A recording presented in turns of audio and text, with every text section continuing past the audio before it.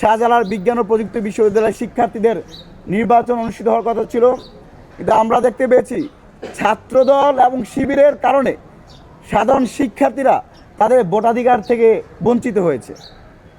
আমরা দেখতে পেয়েছিলাম শাকসুর যে নির্বাচনের ডেট দেওয়া হয়েছে এবং পরবর্তীতে 11ই জানুয়ারি প্রধান নির্বাচন কমিশন থেকে একটা পরিপত্র জারি করা হয়েছে যে আগামী 12ই ফেব্রুয়ারি পর্যন্ত বাংলাদেশে আর কোনো নির্বাচন অনুষ্ঠিত হবে না।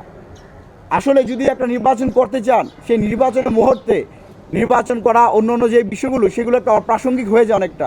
কিন্তু আমরা দেখতে পাচ্ছি প্রধান নির্বাচন কমিশনের কাছে বন্দুক রেখে দুইটা দল তাদের মাসেল পাওয়ার দেখাইছে।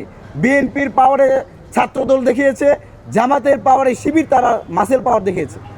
একদিকে নির্বাচন কমিশন পরিপত্র জারির মধ্যে দিয়ে শাকসুর নির্বাচন স্থগিত করেছে। আমরা আবার দেখতে পেলাম শিবিরের নেতাকর্মীরা গিয়ে নির্বাচন কমিশনকে বিদ্যান করে দিয়ে আবার নির্বাচন ডেট দেওয়া।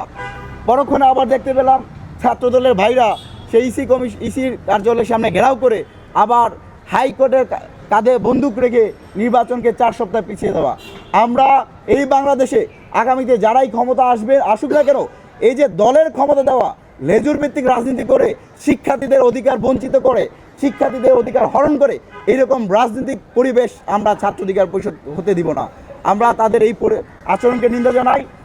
আগামীতে যে নির্বাচন অনুষ্ঠিত হবে, শিক্ষার্থীরা যেন নির্বাচনে অংশগ্রহণ করতে পারে, ভোটাধিকার প্রয়োগ করতে পারে, সে আহ্বান জানিয়ে একই সাথে আসন্ন ত্রয়োদশ জাতীয় সংসদ নির্বাচনে হা ভোটের জন্য সারা দেশের ছাত্র সমাজকে আহ্বান জানাবো।